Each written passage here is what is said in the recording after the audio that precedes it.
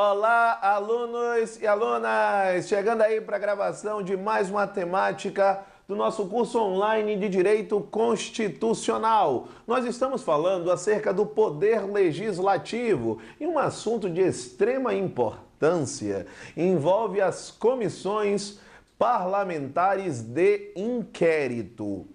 Toda atenção!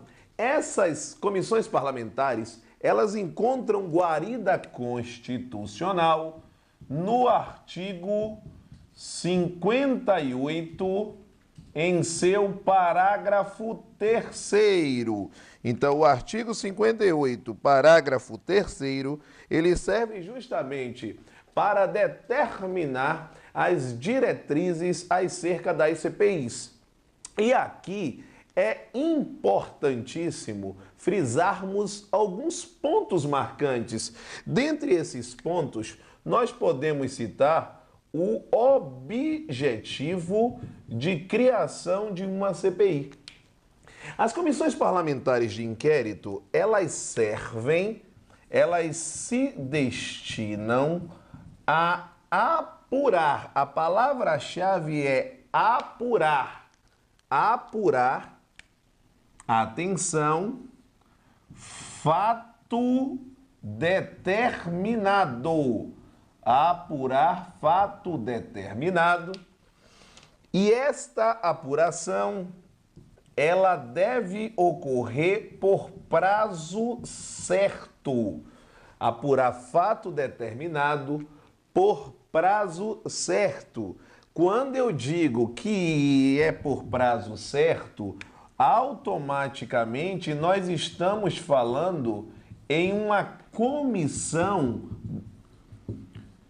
que se constitui como uma comissão legislativa, né? Uma comissão parlamentar, só que temporária. Temporária, na medida em que, após esta apuração do fato determinado, ela será desfeita. Bom, o que a gente deve observar?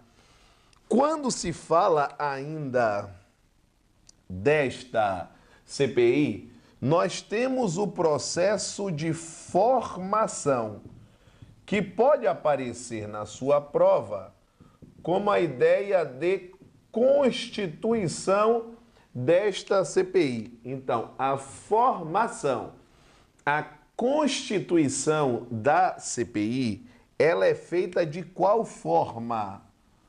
Existe um mínimo para existir o requerimento relacionado à CPI. O requerimento deve ser de, no mínimo, um terço. No mínimo, um terço. E quando eu falo no mínimo um terço, eu estou falando no mínimo um terço dos deputados, e a gente está falando do Poder Legislativo Federal, então dos deputados federais. Como nós temos 513 deputados, a linha seria um terço de 513, você vai associar aqui na simplificação que a quantidade de deputados, você vai lembrar que deputados 171, deputados 171, beleza? É a quantidade mínima necessária, ok? Bom, nós temos ainda os senadores. Ao total, nós temos 81 senadores, um terço de 81, isso representa 27 senadores. Alan, como é que é formada essa CPI? A CPI, ela pode ser em conjunto ou ela pode ser isoladamente. Então, ela pode ser formada, ou seja, a formação,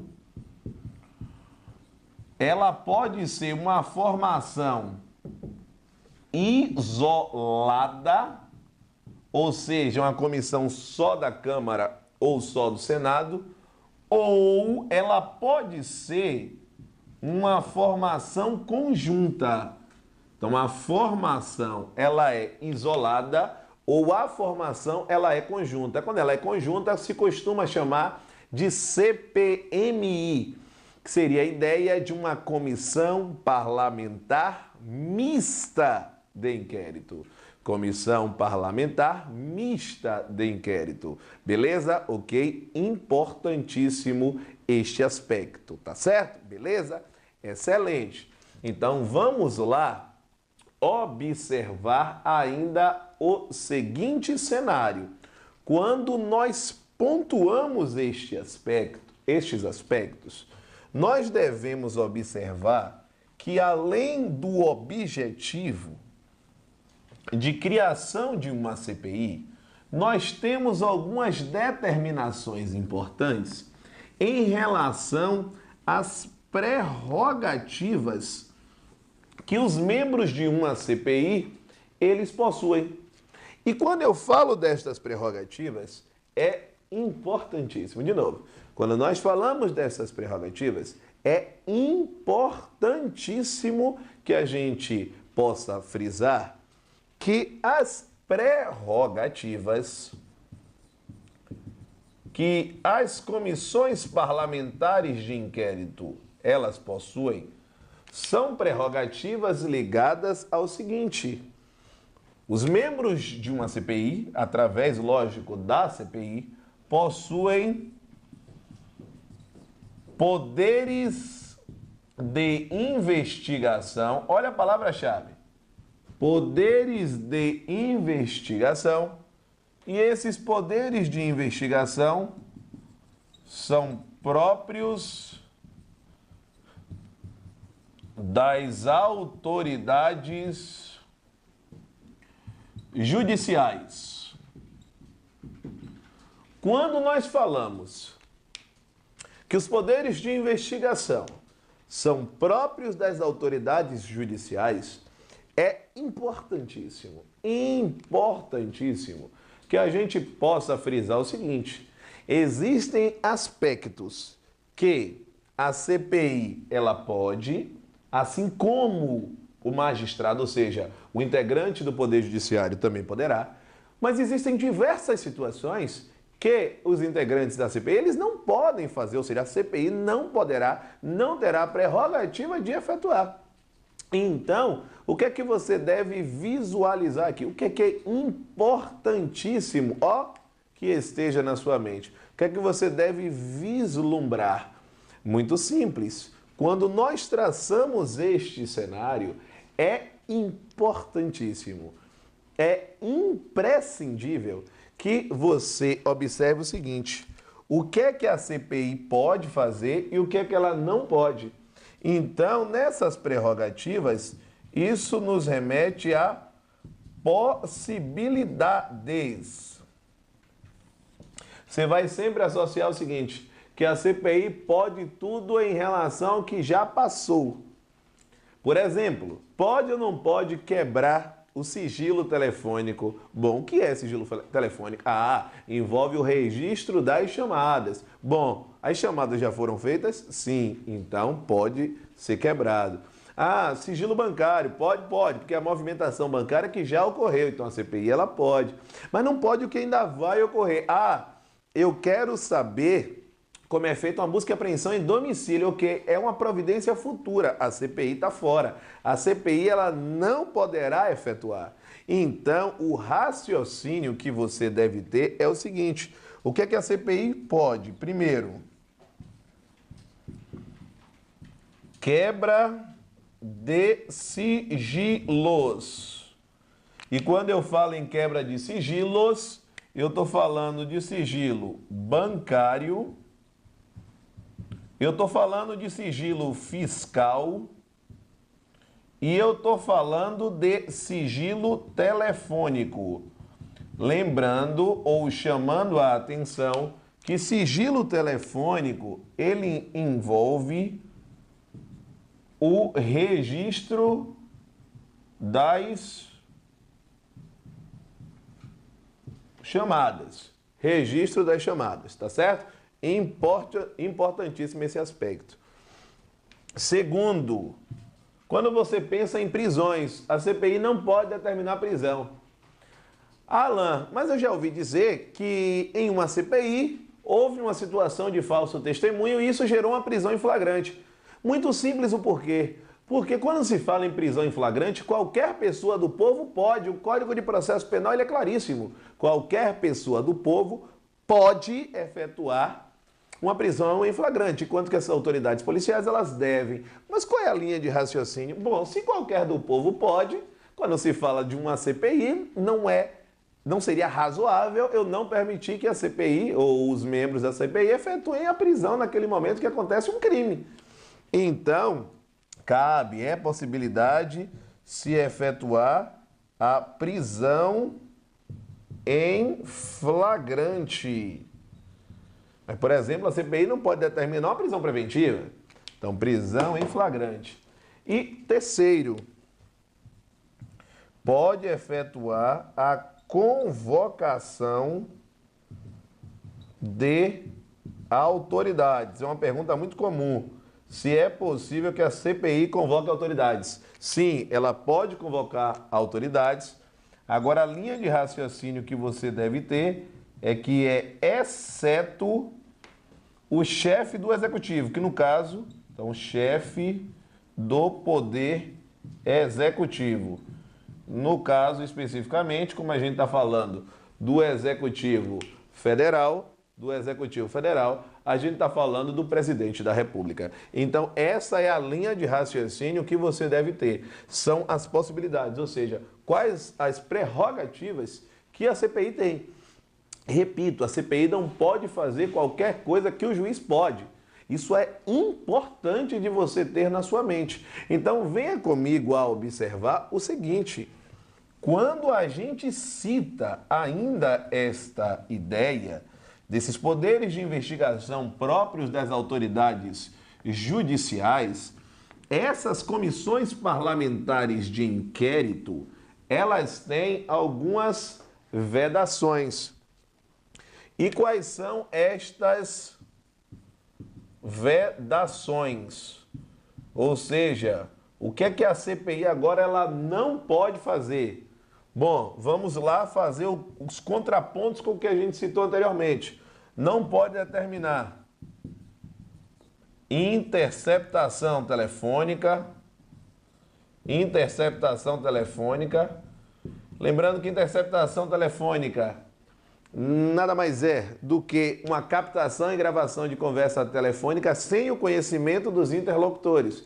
Isso não é possível ser determinado pela CPI, mas sim apenas pelo Poder Judiciário. 2. Nós temos a ideia da busca e apreensão em domicílio. Busca e apreensão em domicílio, você deve respeitar a linha natural envolvendo o cenário da inviolabilidade de domicílio, tá certo? Ou seja, se existe um mandado, tem que ser apenas durante o dia. Lembrando, se for sem um consentimento do morador. Lembrando que isso tem que ser determinado pelo juiz. Terceiro, a CPI não pode determinar prisões. Só que aqui cabe um asterisco para você lembrar que aqui eu tenho uma exceção da exceção, exceto a prisão em flagrante. Porque prisão em flagrante não é vedação. A gente viu que é possibilidade. Nós podemos citar ainda o fator 4. A CPI ela não pode determinar a indisponibilidade dos bens. Indisponibilidade dos bens envolve o bloqueio dos bens. Indisponibilidade dos bens envolve o bloqueio dos bens, tá certo? Então, o bloqueio dos bens não pode ser feito por determinação de uma CPI. Importante isso, tá certo?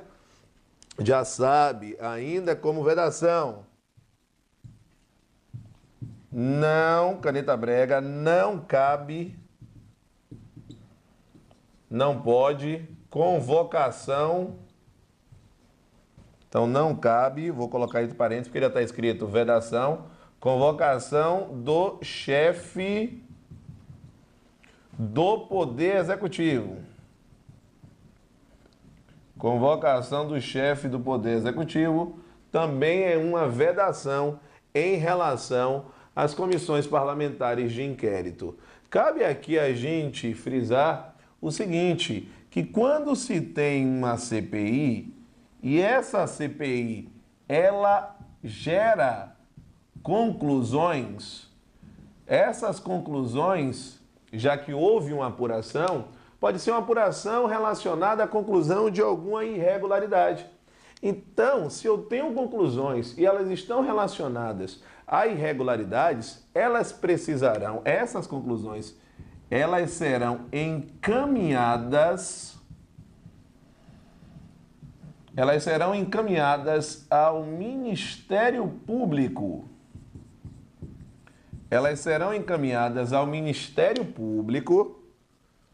Para quê? Elas serão encaminhadas ao Ministério Público e esse Ministério Público, se for o caso, e o Ministério Público, se for o caso, o que é que vai fazer? Ele promoverá a responsabilidade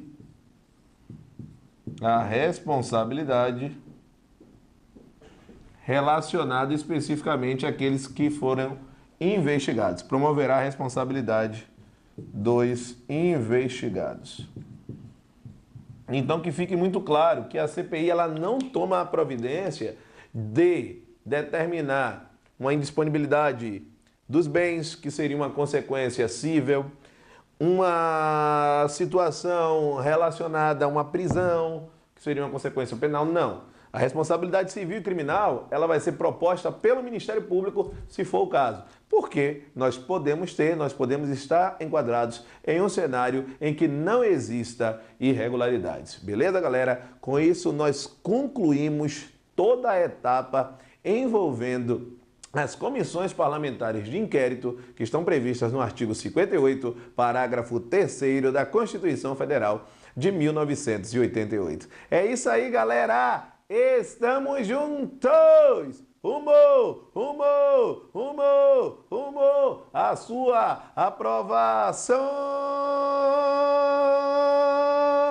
Valeu, galera!